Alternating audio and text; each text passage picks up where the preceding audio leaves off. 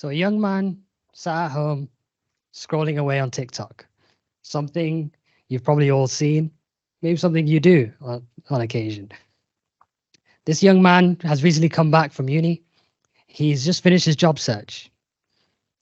He had a job interview, he had a trial day, met the staff members, and he was a fan. And it must have gone well because they agreed that in 2 weeks, you're going to start. So that was a week ago. Swipe, swipe, swipe. Boris Johnson comes onto the screen. Stay at home, national lockdown. He looked at it. He was thinking, he was wondering how this is going to affect his new job at the NHS. That's where I started. Working at the NHS, had a real frontline view to the pandemic, of all the issues and problems that there were in our society. So my name is Yahye Abdi. I'm a local leader in my community. There's about 15,000 of us. My main role there is to cater services to all of them on a very tight budget, which I'm sure a lot of you can probably relate to. I lead a team of other leaders across my county, leaders in schools, universities, churches, and synagogues, and community groups just like mine. And the biggest thing I do is lead a youth-led organization, a team of some of the best and brightest in the country. And what we do is inspire hope, left, right, up and down the whole country. So, where I started, right? So in the NHS, I wanted to make a difference. So I went to my local community centre. I wanted to make a difference. So I did what I was doing at the NHS. I did a bit of admin work, helped them move from a paper-based system to a cloud-based system. I didn't know how to do it at first, but I eventually figured it out. Signposting and making sure everyone has the correct information, because back then, no one knew what was going on. People went straight to the supermarkets and were buying toilet paper, hoarding it up. I don't know if anyone else in your countries were doing that. But that's what was happening here. Toilet paper, everyone wanted it. Actually, I'm curious. Does anyone want to say something that's been happening in your countries? There's 56 countries here. Anything that got sold out? Toilet paper? Gin? Okay. Okay, one more.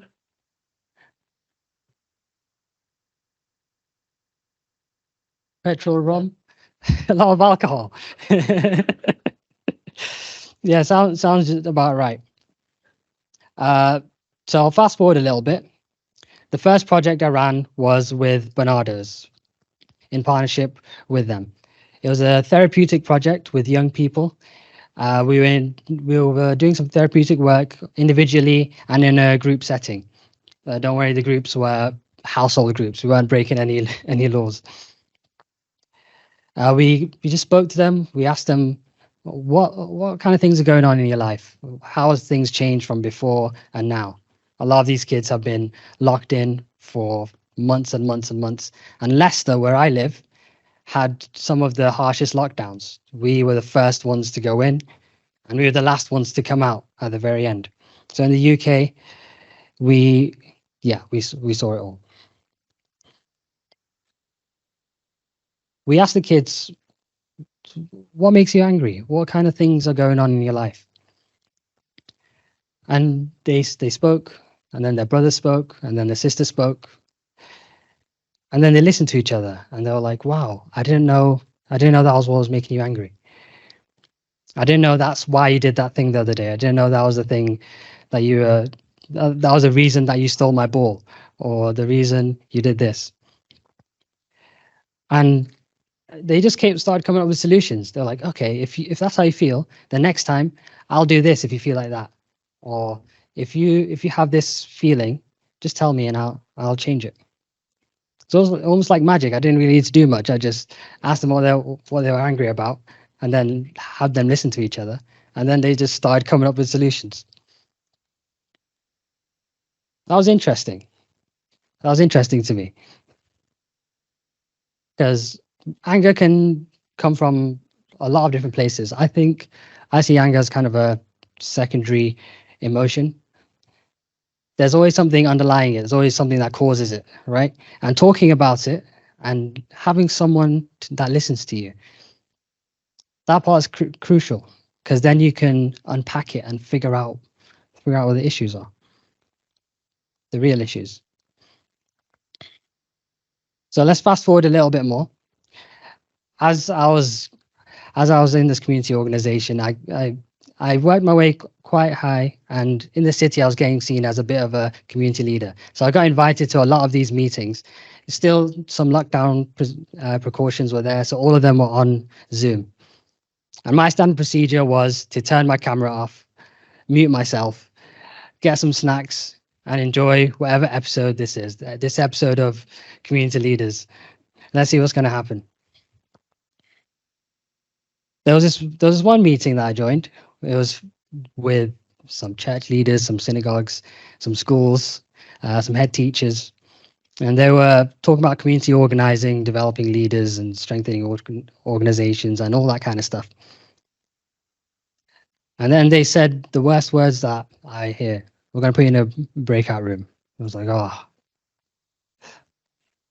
okay, I know what I'm going to do. If it's a large one, I can probably get away with not saying anything.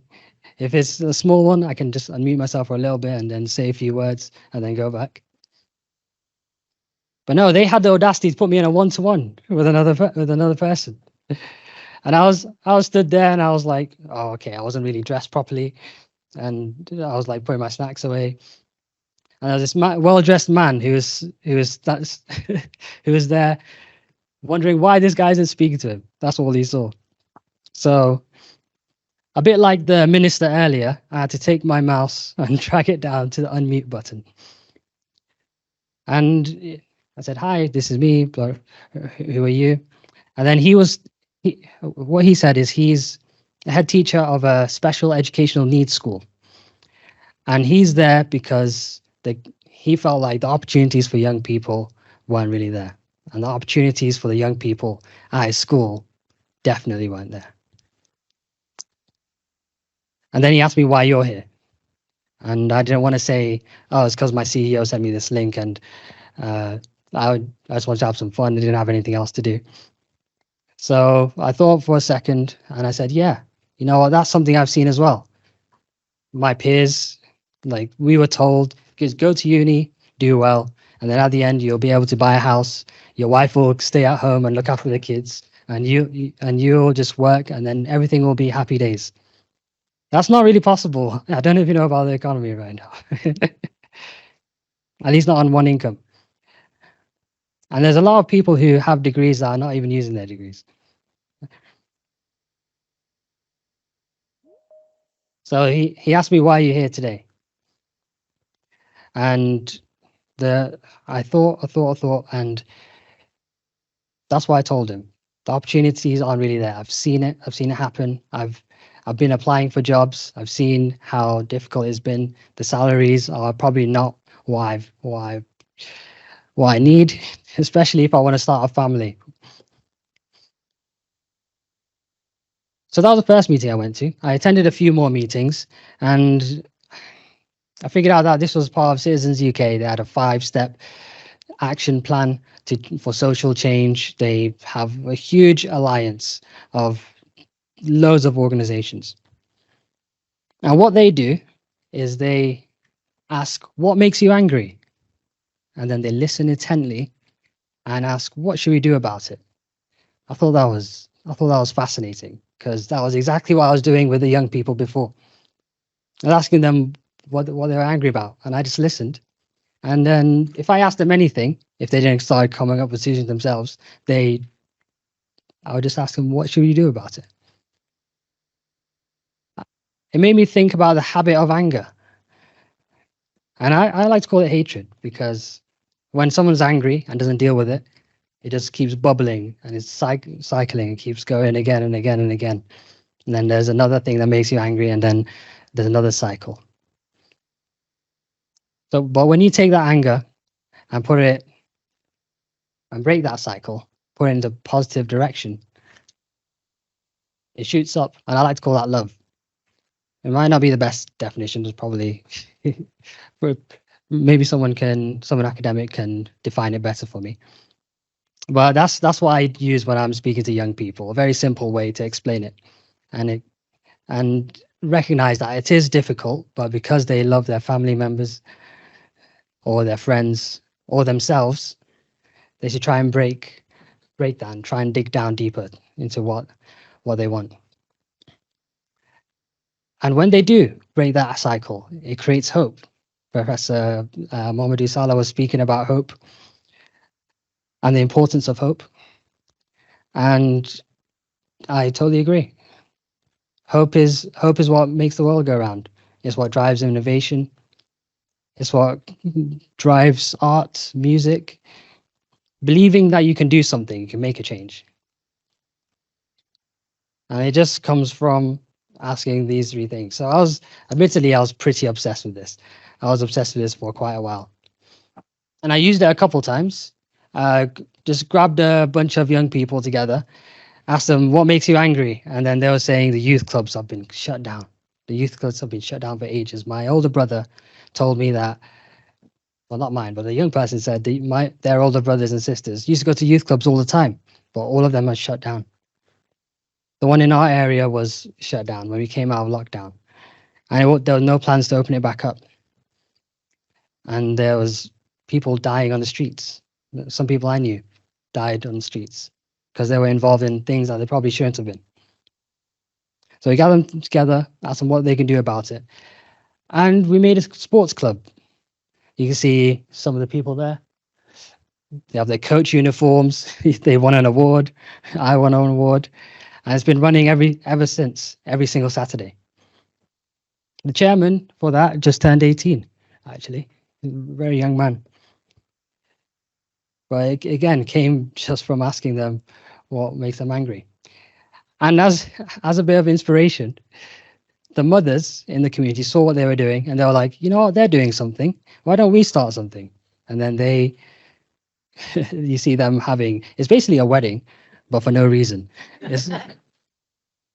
Yeah, and I'm not allowed to go in there. This is for women only. But you can see some of them there. And that's actually our local MP doing traditional Somali dancing. So I use this method of asking people what angry and what they can do about it. Until one day I was sat in a church. At this point, I became the chairman for Leicester and Leicestershire for this organization. And I was sat with 200 students from 13 schools, along with media, politicians, university and church leaders, and synagogue leaders. They were inspired by the recent refugee crisis in Ukraine and Afghanistan. The teachers and students in the respective schools, they asked each other, they just formed a group in a classroom. Okay, this is a thing that we want to change, right? So what makes you angry about it and what can we do to change it? And then on stage, one by one, they each came up and told us the school-wide changes that they made. One primary school came up and recited poems about refugees. Another school talked about a recent Ukrainian family that came over and how the whole school came around to support them. There were tears, there were cheers. Everyone in that room was inspired to make a change. Really inspired by those people. Here are some quotes from some of the young people that were involved in that day. Young 9-year-old said, I did a poem today and I felt nervous but really excited. The event today helps people know that refugees are welcome and they are equal to us and there's nothing wrong with them. Another student from Bosworth Academy said, this is a sixth form, which is 16 and 17. As part of our welcome plan, all sixth form All sixth form wellbeing and support group will offer support with emotional needs of our students who may struggle due to difficulties they have faced previously, and are aiming to incorporate more multicultural education into all areas of our curriculum to ensure all students are represented in learning. These kids changed their whole school. The whole school. Not just for the Ukrainian refugees that were coming now, but for all newly arrived children that are going to come in the future. And all the adults were filled with hope. So those are some examples of hope on an individual level for young people during the coronavirus pandemic, on a community level with a group of young lads who want to start something good, inspiring adults to do something good. And then on a county-wide level where a bunch of children from a bunch of schools came together in support of one thing. But how do you inspire hope into every corner of the country? That's a good question.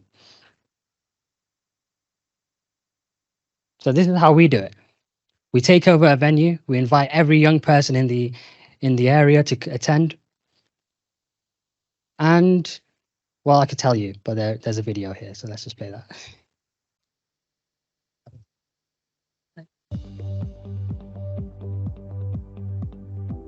It's great to be here in Leicester today, where the Leicester and Rutland Violence Reduction Unit are running their Hope Hack. We've been running Hope Hacks all around the country, and this one looks like it's going to be just as successful as all the others. In fact, some of the young people here today are so vibrant and so into the whole occasion. We've been running these Hope Hacks all around the country because we're engaging with young people. We want to know what young people think a fairer society looks like. We hear so much about the manifestation of symptoms like knife crime and county lines and gangs and drugs. And all of these things emanate from, we think, unfairness, disadvantaged areas where there aren't equal opportunities. And so we give young people the chance to have those kind of conversations, and we bring seasoned professionals together to support that process. We've got NCS, the National Citizenship Service, part of this. We've got UK Youth with 9,000 youth members around the UK, on-side zones with their amazing youth clubs, and all manner of organisations, including the Professional Footballers Association and many others. But basically what the Hope Hacks themselves is about young people. It's about giving young people a safe space in which to have honest, open, candid conversations about what they think a fairer society looks like. And I think here in Leicester today, we're going to get some fantastic outcomes. We're really proud to be part of the Hope Collective. Today is all about young people. We've been working really hard with our community partners and our school partners to bring together over 100 young people from Leicester, Leicestershire and Rutland to talk about and debate the issues that matter most to them. They'll be working together right now in workshop, working out what are the solutions to a fairer and safer society. And us adults here are to listen and to make sure that it turns into tangible action. But I don't want you to listen to me, I want you to listen to young people, so let's hear what they've got to say about the Hope Collective and today's Hope Hack. So today we're at the People's Centre. Normally it's my gym, but today it's the venue for Leicester's very first Hope Hack. There's been some great discussions. A lot of people are telling me that they've never had so many young people talking about their issues in such a broad way before. I think that's quite powerful. So let me walk you through some of the things that's happened today. So after introducing ourselves as the Hope Collective, we brought in our first guest speaker, Jazeel, who left them speechless, talked about his life, where he started, the difficulties he had, and where he is now, and how he's helping his own community. Hearing his story, hearing him volunteer for free for 2 years just to make a difference in the world has really inspired me. And I'll be taking that with me when I go back to work with the young people and my community. Next, we had a really diverse panel. What's better than one speaker, 6 speakers. They spoke about their experiences when facing with racism, poverty, inequality, and many other things. So after the panel, we split the young people up into 6 groups. The goal of these 6 groups is for the young people to bring about solutions to these 6 topics.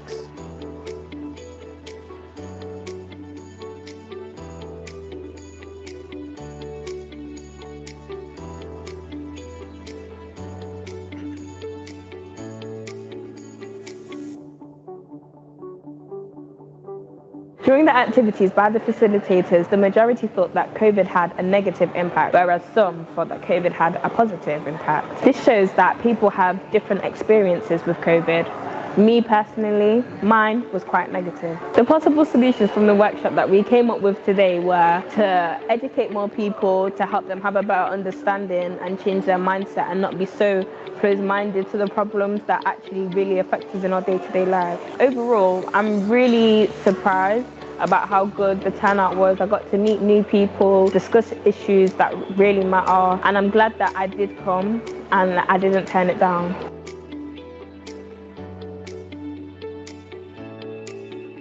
Our group's mission is to help find solutions to give opportunities to young people. So what I've learned from this group is that there are lots of opportunities out there, and we want people to take these opportunities, our young people.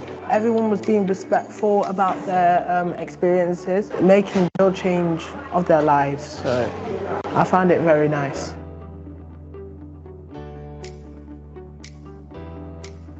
Our workshop was to bring solutions to poverty and equality. One of the solutions was to bring financial studies into the schools across the UK.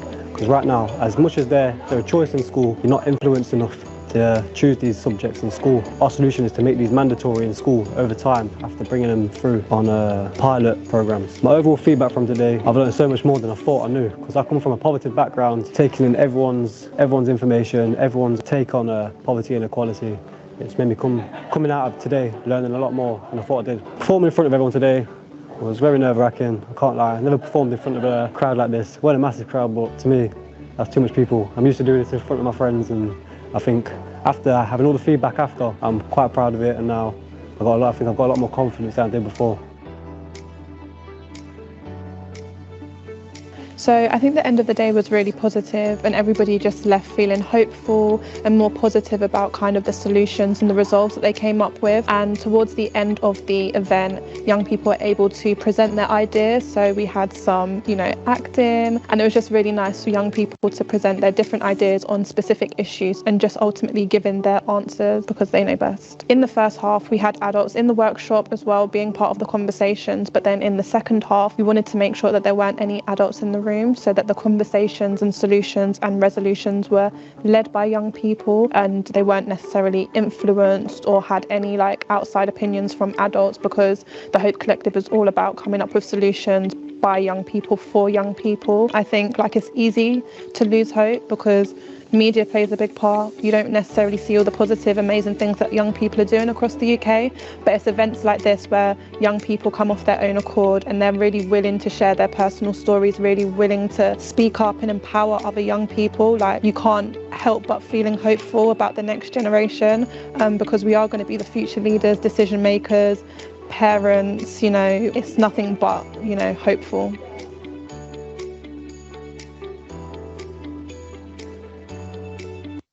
So we don't stop there. After they present it at the end of the day, as you see in the video. When they're presenting, we invite local decision makers, people from the council, the police and crime commissioner, etc., like that. And they listen to them, and we encourage them to take notes.